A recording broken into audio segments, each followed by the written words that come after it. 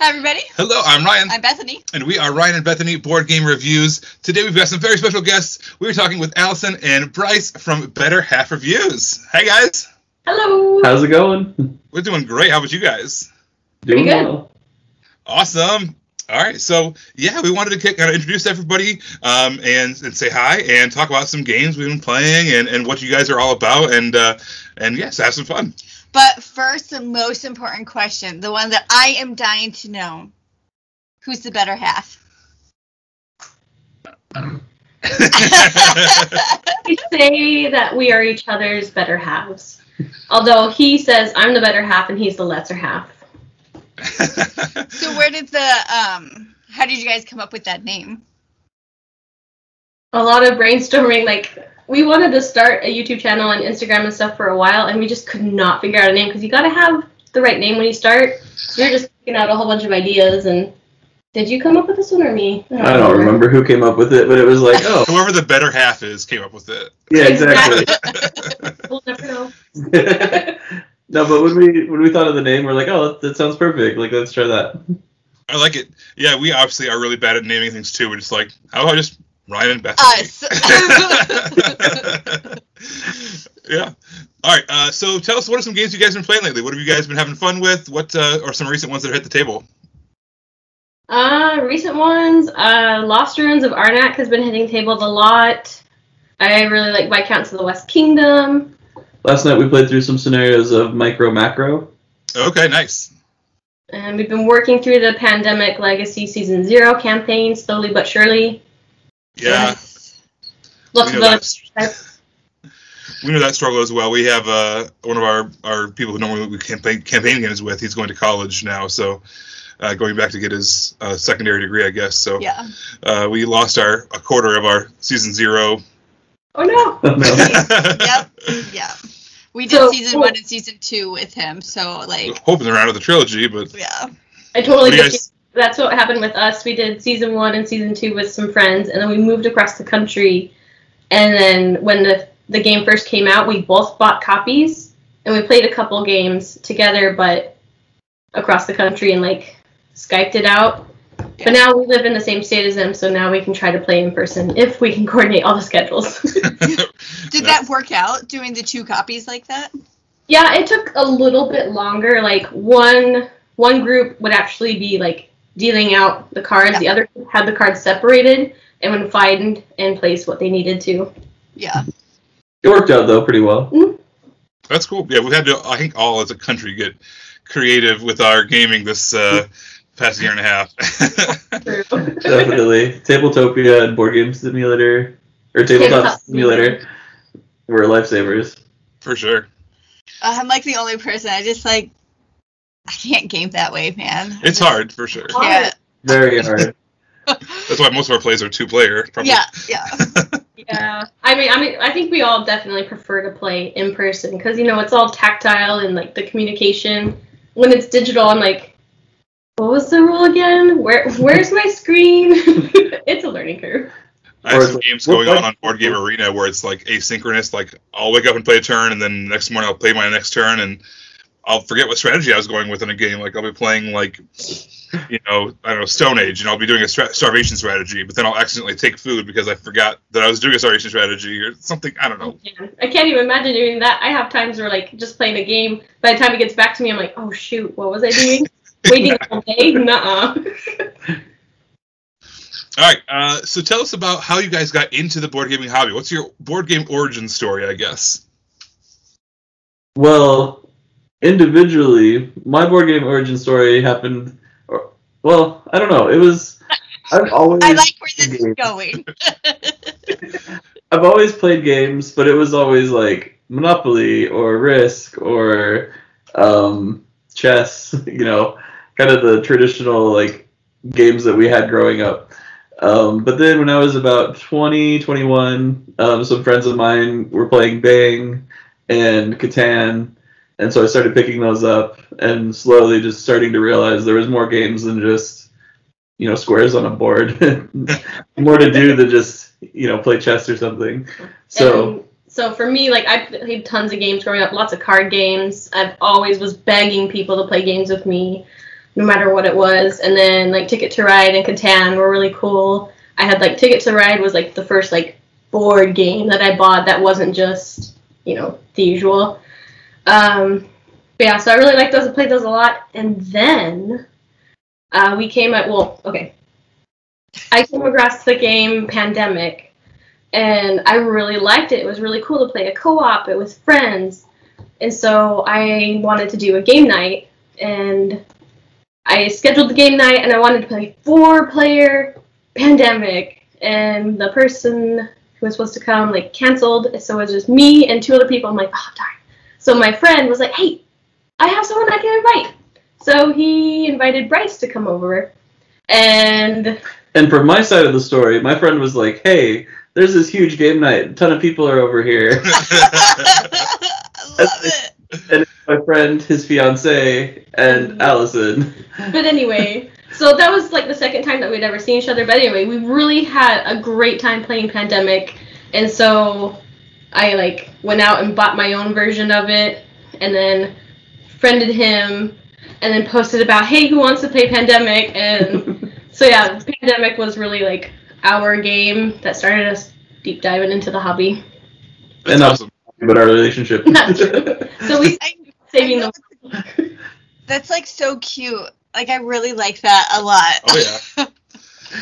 So I guess you got a 2-for-1 story there a little bit. Yep. Yeah. Great. Oh my gosh, that is absolutely adorable. Like, Yeah. Pandemic brought us together. Who can say that? A lot of people now. Right. Yeah, we had this, I knew her family growing up, so it wasn't that same thing, but before we were even dating, we played tons of cards together, just like euchre and that kind of stuff. Yeah, card games were very prevalent. It's like, I don't know where you guys live, but it's a huge Midwest thing, I think, card games. Like, you don't really live in the Midwest if you don't play cards. Like euchre especially. Yeah, so it's huge. Which is great. Obviously, I know you don't live in the Midwest, different time zone. I knew that. But they said it moved, so maybe there was some past Midwest experience? We only go from like coast to coast. Well, We're one of those dumb flyover states. Yeah, you grew up in Kentucky and I grew up in Kentucky and some other places and stuff, so count it. There you go. It's in the middle somewhere. All right, I'll let you ask the next one. Oh, okay. So this is purely because of me. I am a huge fan of tea in general, and so I like to know, like, but it's like my tastes have changed, and I'm like really picky with my tea. It's a whole thing. But anyway, I like to know what everybody's favorite hot beverage is. Ooh.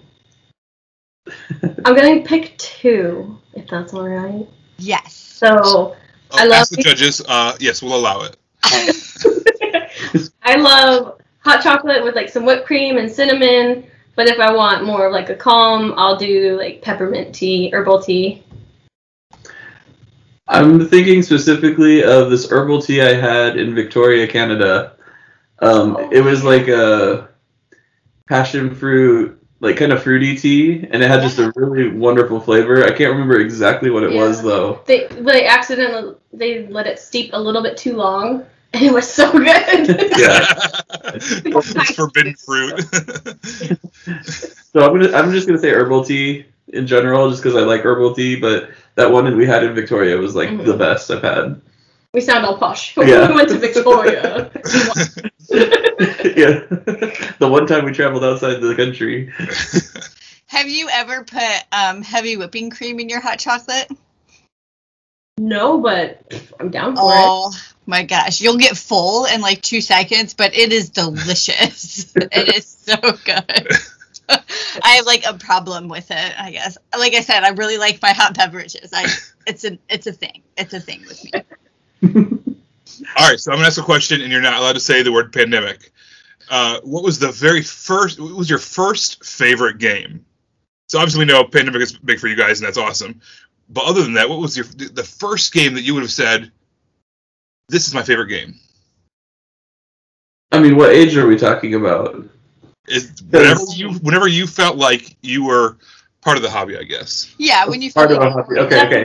That's a good way to put it, because I was going to say, like, in middle school, I would have said chess, just because I played chess a ton. My first favorite game. You can go first. It was Love at First Sight, Everdell. And it was the first thing that got me into Kickstarter. I was like, I need this. I don't know anything about it, but I need it, and I know I'm going to like it. It looks so good. Yeah. So I'm going to say that one. Maybe there were some other ones before, but that was like the one I remember as like, this is my favorite game. Oh, man. Okay, I was going to say Catan. Just because it's so nostalgic, and I don't know. I guess that technically was That's kind of a cop-out. I think. It's not a cop-out. That's fantastic. If it's one of the first games that you wanted to play all the time, then that would be what it is. Yeah. It definitely was. When you were in the hobby? That was my introduction to the hobby. I guess that could be my first love too, like my high school crush. But you grew out of that. I will say, just a more developed, like once I was more developed in the hobby, I would say maybe Race for the Galaxy. Okay. right. Yeah. Nice. That's a good one. What about you guys? I know yours. My first favorite game was actually Trajan. Oh, really? I thought you were going to say Power Grid. No, it's Trajan. Power Grid is what introduced me to what games could be. Yeah. But Trajan was the first game that like I wanted to play. Yeah. Boy, my first favorite, I would say, is probably Agricola. I was gonna say it's definitely a Feld, whatever. Maybe Dominion. Dominion. Yeah, Dominion was probably the first one I think that I would have said was my favorite. Because this is when we first started playing games, and you would have people over like 2 or 3 nights a week, and I'm like, I just can't do this, man. I just can't have people over all the time. Have like a scheduled date. This is when people are coming over. That was before kids, Yeah, obviously. that was before, yes. Yeah. That was before the offspring for any of our friend group. Yeah. Yeah. None of us had kids at the time. 2 Yeah. or 3 nights. Ugh. So Agricola, I don't play it as often as I'd like to What anymore. about Killer Bunnies? The Killer Bunnies, woof. See, I wasn't in the hobby then. That was like all we knew. That was all you guys played. Yeah. Yeah. Are you guys familiar with Killer Bunnies at all? I know of it. A little bit, yeah. You don't need to be. It's fine. They would play it all the time, and they had like a separate score tracker of like the actual winner, whoever got the magic carrot, and then like first place, whoever got the most carrots, because they just couldn't handle that. Like, don't forget this, we didn't know that anything else existed. I know. They would Not fair. they would get so emotional about this game, but that eventually I could only attack one person because I knew he would be the only one who wouldn't be mad at me. You remember my stats if you attack me. Yeah. But they don't play like that anymore. They're much more evolved as gamers. It was weird. It was a weird time. Yeah. All right. So, what would you say your guys' current favorites are then? That is a harder question. Right. Very hard question. I have mine, actually. Okay, you go first. I'm going to say Clink in Space. Oh yeah. I really enjoy kind of the deck building and like the racing aspect of it. Just that those two combined, like, what's the word I'm looking for? Those two combined, deck building? I wasn't listening to you. So. No, it's okay. Mechanics? It's like Mechanisms or whatever. Combined deck building and racing. Okay, I was like, deck building? And racing, those two combined. Sure, yeah. Mechanics? Mechanics. Oh my Thank goodness. you. I'm like, what are you going at? Sorry. I'm still looking for the word. Those two combined mechanics just, I think, are really great together. And how they do it in Clink in Space. I'm glad we got through that. That's hard. I was on the struggle bus there. I'm on the struggle bus a lot. It's really hard to pick one, but I'll try. I will say my current favorite is probably Viscounts of the West Kingdom. There's just a lot of different strategies to try out, and it's fun to like test it out and see how things work out differently, and I really like it. It's an awesome game. I love it too. Except for I love it less now that I said on our review of it, I call it Viscounts, and then like I got torched for it. It's like, whoops, learned my lesson there. A lot of people did. So I know a lot of people thought it was Viscounts, and I'm like, I only knew it was Viscounts because of the Count of Monte Cristo movie where they talk about like all those different titles. I'm like, I knew that because of movies. I knew it because people smarter than me made sure to tell me. Well, that doesn't necessarily mean they were smarter than you. They just knew one thing that you did it, and they wanted to make sure you knew. Yeah. Sometimes we call it discounts of the West Kingdom. I like that. Yeah. I wish they would discount the West Kingdom games. There's new expansions for Architects I want to get. I didn't even know there was one. You only have a few more days. I know. All right. Next question. What's up with the owls? Yeah. Oh, you noticed them. Yeah, it's the first thing I noticed. Well, see, they've been in like basically almost all our videos, or at least one of them have been. And I posted on Instagram, and I was like, has anybody noticed? And most people hadn't noticed. And I'm like, right in the middle. So what's with them? I just wanted to throw in an owl when we started it, and just have like a little thing in our videos just for fun. And well, I mean, we've just had a thing for owls generally. that's true. So we don't have we're not crazy about it, but we just have like a couple little owl knickknacks and stuff we picked up like on various travels or whatever. And so we kind of just like owls generally. Yeah. And so these were just some random ones that we had, and I was like, well, hey, let's just stick them in there for fun and see if anybody notices it. So That's one of the things you have to be careful about too, because if your like family members or friends find out, like then that's the only things you're getting for gifts for the next like 20 years. Yep. Exactly. The owl people, give them the owl stuff. Yeah. So, silly story. When we were traveling across the country when we were moving, we stopped by and saw some different people that we met on Instagram, and we did some videos with Nick and Vic from MV Board Gaming. Okay. When I the box with games to bring, I packed an owl specifically for that. And I forgot to take the owl out. And we filmed it. I was like, no, I brought this owl all across the country for no reason now. But anyway, When we first started our videos, I thought it would be really fun if every single time we did a video, I did my hair different to see if anybody would notice. And then by like the 15th video, I'm like, this is too much, man. I can't come up with this many different hairstyles. I'm not that creative. And then I had this idea too that I started where I was rearranging the games slightly in the background of all of our videos, hoping that like after like 100 videos, someone would be like, or we'd be able to like do a contest. What's been different about every one of our videos or something like that? And I either lost track or like stopped caring, or we got to like we were 300 videos in and we're like, well, we're over this. I guess that's not a thing anymore. Yeah, like when we were getting our reviews and stuff towards the beginning, like this section right here used to be a little bit more open. I would put like games that we were going to be reviewing soon, or like things that were coming up right there. Because it would be like right in the center. Easter egg there. Yeah. I haven't done that in a while. All right, next question. What is something you wish that all gamers knew? That's a deeper one. Ooh, all gamers knew. Wow. That is deep. This is where those like awkward pauses come in. Yeah. It's only awkward if you make it awkward. Yeah. We'll stare at you and you'll stare at us and it'll be great.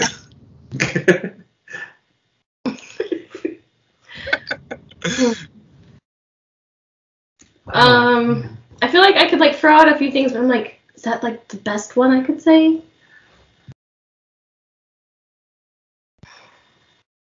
All gamers knew.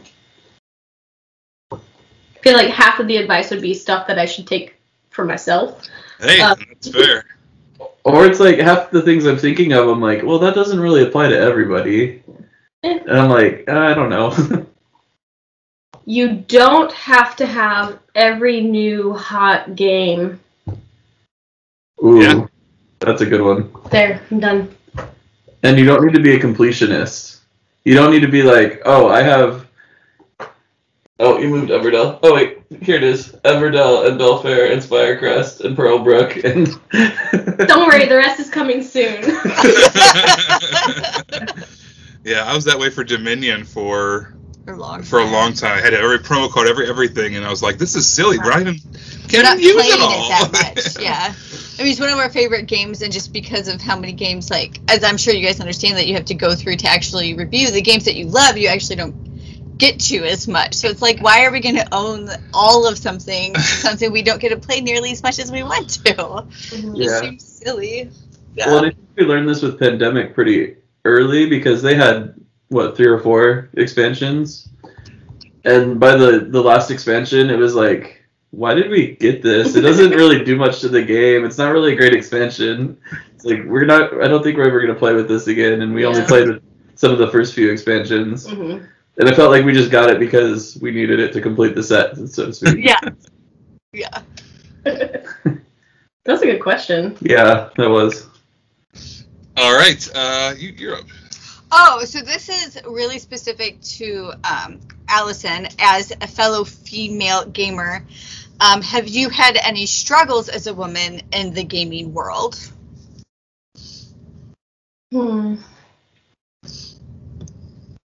I feel like I've had a generally positive experience so far. I haven't had really any issues. I grew up with all brothers, so I was used to being like the only girl at things. So I never really noticed anything different of being like one of the few girls or whatever. So no, not really. I don't think so.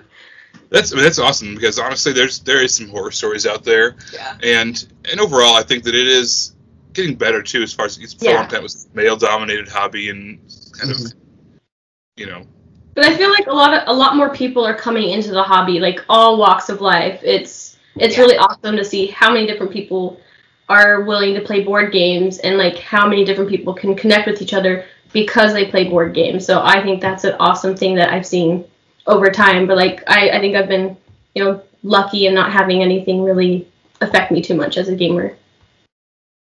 That's awesome. Yeah. I think the hardest thing was when we were like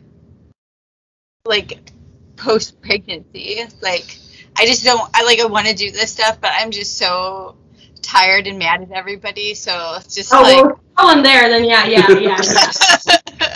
Like, I understand that you think I can do this, but I think you've had one or two experiences where like guys would look down to you. And you're a woman, so you need to like. I'll slow down when I'm teaching you the rules because that did happen. Party game. Let me show you this. I'm like, I got a review channel. I know my games. Yeah, that did happen like one time, very obviously. You mean you didn't play Smash Up when you were in labor? Yeah, exactly. Yeah. We do know someone who did that. Really? Oh wow, that's like nope, not me. I'd be scared to like upset her. Yeah. You better let me win this game. You did this to me. This is your penance. Yeah. All right, I've got a question for you. So, what game are you most excited to play with your son? Like, as a kid's game growing up, or when he's ready to play, I guess we'll say grown-up games. Like, for an example, Ryan just taught our eldest, our 8-year-old, Dominion, and we've been waiting until she can read independently in order to teach that, and he was just so excited because it's one of his top 10. Probably. It might have dropped off a little bit. It's definitely top 20. Yeah, it's one of Ryan's top 20 games, and so he's just, like, excited to be able to share that with her. Nice. That's pretty cool. Well, I know that we bought a game a long while ago, and we were still kind of getting into the hobby more. When I heard about Stuffed Fables, I was like, this is so awesome! I got it for Christmas, we played through it, and it's like, I can't wait till he's old enough that we can teach it to him. That's still a while off. But that's one that I'm excited to try, and then I think a step before that would be Quest Kids. Okay. Really friendly dungeon crawler for kids, and I think that'd be a good one to try out. Yeah, I was going to say Stuffed Fables, because we played through that. We found the story pretty interesting. It had some good lessons for kids, like, it's designed for them. And so, like, being able to introduce that to him and have him, when he's older, be a little bit more independent and be able to play and think through some of the strategy and stuff, I think would be fun. And after when he's older to play, like, older people games, all of them. Do you see our shelf? That game. Yeah, all over that. Everything you see here, everything the light touches. What games are you playing with him now, if any? We do a lot of Haba games, so like the My First Orchard and Here Fishy Fishy. Yeah. We have Monza. He doesn't quite get the rules, but he likes racing and dice rolling, so I know he'll grow into that one. And we let him play with like Tiny Town, so he'll build out a little town. And yeah. He doesn't play correctly, but he likes building up a little town. Yeah. Splendor, he likes the chips. Yep. Yeah. We found, like, with our 4-year-old, we were recently playing My Little Scythe, and she, like, understood the rules of it, but obviously she has no strategy, right, when she's playing. But it's awesome, because it's like you have this built-in randomizer to the game, and so it, like, really works out. So the three of us, us and our eldest can play competitively while she's just, like, just moving stuff around. Doing stuff. She thinks she's playing and she is playing. Yeah, she's playing all the rules. Yeah, she's playing all the rules right, but there's just like no winning strategy whatsoever. Yeah. Our son isn't quite 4, and he just likes the pieces and things. Like he's not ready for the rules yet. Like we try sometimes for like the Haba games. Yeah. Well, he gets My First Orchard pretty well. Yeah, but then like halfway through, it's like I just want all the bird to eat the food. I'm like, no, it's okay. Yeah, our 8-year-old just wants to like finish the puzzle, or when she was that age, she's like, "We're not finishing the puzzle. We gotta finish the puzzle." Like, yeah, you don't want to finish the puzzle. That's bad. Yeah. Maybe we should have deconstructed it. That would have been better. Yeah, but that's good though, because not that it happens with a lot of people that we know, but when you push that too much, then they just don't want to play with you, and so that's like huge, stopping when they're done. So that way, hopefully, in time to come, their attention can go further. Yeah. There was a lot of games we didn't finish with our 4-year-old now that we would start and just never finish, because if you want to make it fun, right? And as soon as you like make them finish that, it's just not fun anymore. Mm-hmm. Exactly. Yeah. What would you say is a good age to start Stuffed Fables? Since we bought it, it's still in shrink. When do you think we should bust it out? That's a good question. I feel like 5 or 6 could start playing it, but some of the they have it separated by chapters. Some of the chapters are long, and you would have to like split it up. But like probably 7 or 8 would be a little bit more into the story. Okay. Well, and I think more able to understand like movement around the board and stuff.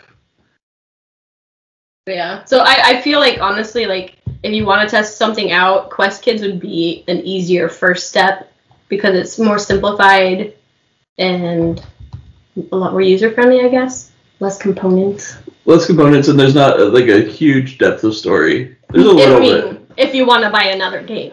Yeah. All right. So where can people find you guys on the web? Well, we are on Instagram a lot.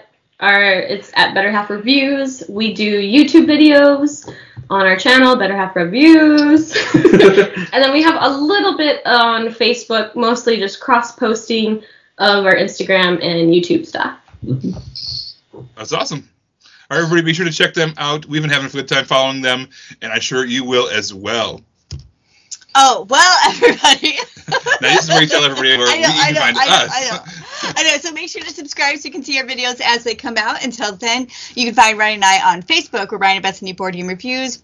On Twitter, we're Ryan and Bethany 1. And on Instagram, we are Ryan and Bethany. All right, guys. Thanks so much for hanging out with us. We've had a blast talking with you guys. Hope you have a fantastic evening, and we will see you guys later. Yeah, thanks for having us. Thanks for having us. Bye.